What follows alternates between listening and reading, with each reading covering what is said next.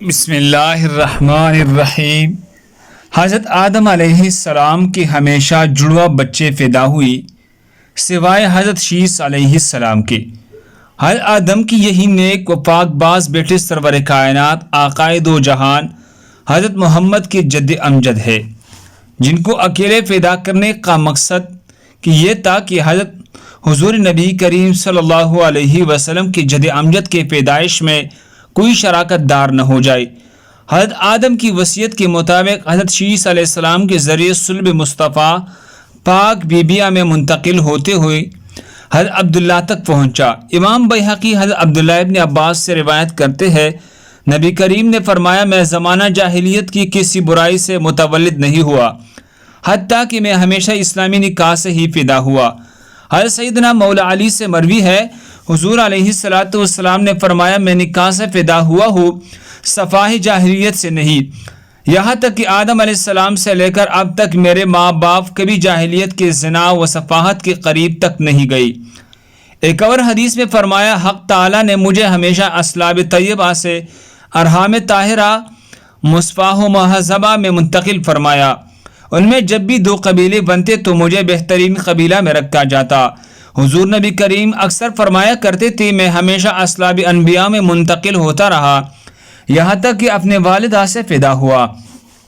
حضور پاک کی آباء اجداد کی بات کی جائے تو علامہ سیوطی نے 9 کتابیں اسی موضوع پر لکھی ہے کہ رسول خدا کے آباء اجداد سب کے سب با ایمان اور دین حنیف پر تھے۔ ان سب میں انہوں نے ثابت کیا ہے کہ آپ کے آباء اجداد مشرک نہیں تھے، کبھی کفر اختیار نہیں کیا، بلکہ برابر دین ابراہیمی کی پیروی ہے۔ حضور پاک کی حدیث مبارک ہے، اللہ پاک نے حضرت اسماعیل کی اولاد میں سے کنانہ کو برگزیدہ بنایا، اور کنانہ سے قریش کو، اور قریش سے بنو ہاشم، اور بنو ہاشم میں مجھ کو برگزیدہ فرمایا۔ روایت ہے، نبی کریم کے والد حضرت عبداللہ بےحد حسین و جمیل تھے، ان کے حسن کا چرچا پوری عرب میں مشہور تھا۔ چرچا ہوتا بھی کیوں نہ، آخر والضحیٰ کے چہرے والے مصطفیٰ کے باپ جو بننے والے تھے۔ قریش کی عورتیں حضرت عبداللہ کی حسن و جمال کے طالب بن کر سرراہ نکلا کرتے تاکہ ان کو اپنے جانب متوجہ کر سکے۔ اہل کتاب بعض نشانی اور علامات سے یہ جان چکے تھے کہ نبی آخر الزمان حضرت محمد کا وجودی گرامی حضرت عبداللہ کے صلب میں ودیعت ہے، اس لیے وہ حضرت عبداللہ کے جان کے دشمن ہو گئے۔ اصل میں وہ چاہتے تھے کہ جیسے انہیں خاندان میں نبی ہوتے آئے، اب بھی ایسا ہی ہو اور آخری نبی بھی انہیں کی نسل سے ہو، اس لیے انہوں نے حضرت عبداللہ کو شہید کرنے کا منصوبہ بنایا۔ ایک دن حضرت عبداللہ شکار کے لیے تشریف لے گئی تو اہل کتاب کی ایک بڑی جماعت شام کی جانب سے تلوار سونت کر حضرت عبداللہ کے قتل کے ارادے سے نمودار ہوئی۔ حضور اکرم صلی اللہ علیہ وسلم کی والدہ ماجدہ کے والد حضرت وہب بن مناف بھی جنگل میں موجود تھے۔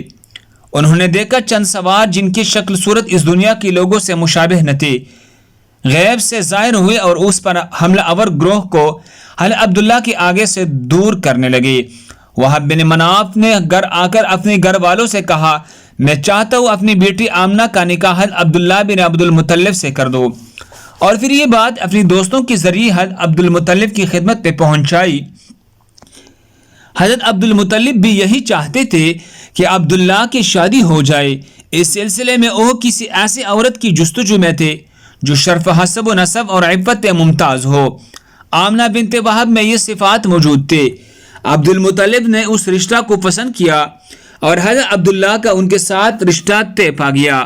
اس رشتے کے بعد اور نکاح سے پہلے حضرت عبداللہ کو بہت سے عجیب واقعات کا سامنا کرنا پڑا، جس میں بہت سی غیر عورتوں نے آپ سے ناجائز تعلقات، جبکہ کچھ نے تو نکاح کرنے کی بھی سرتوڑ ناکام کوشش کی۔ ایک دفعہ خانہ کعبہ کے پاس کھڑے ایک عورت کے پاس حضرت عبداللہ گزری تو اس کا حسن دیکھ کر آپ پر پیدا ہو گئی۔ بنی اسد کی عورت آپ کو ڈھونڈتی ڈھونڈتی آپ کے گھر پہنچے اور آپ سے کہنے لگی، میں آپ کو 100 اونٹ تحفے میں دوں گی اگر آپ مجھ سے نکاح کر لے۔ حضرت عبداللہ نے اس کو صاف انکار کر دیا۔ مکہ کی ایک خوبصورت عورت جو کاہنہ ہونے کے ساتھ ساتھ تورات اور انجیل کی عالمہ بھی تھی، جب حضرت عبد المطلب رضی اللہ عنہ حضرت عبداللہ کو لے کر بغرض نکاح قبیلہ بنو زہرہ روانہ ہوئی تو راستے میں اس عورت یعنی فاطمہ شمعیہ سے ملاقات ہوئی۔ فاطمہ نے حضرت عبداللہ رضی اللہ عنہ کی پیشانی میں نور محمدی صلی اللہ علیہ وسلم چمکتے دیکھا تو فوراً سب کچھ بام کر اس نور پر ہزار جان سے فریفتہ ہو گئی۔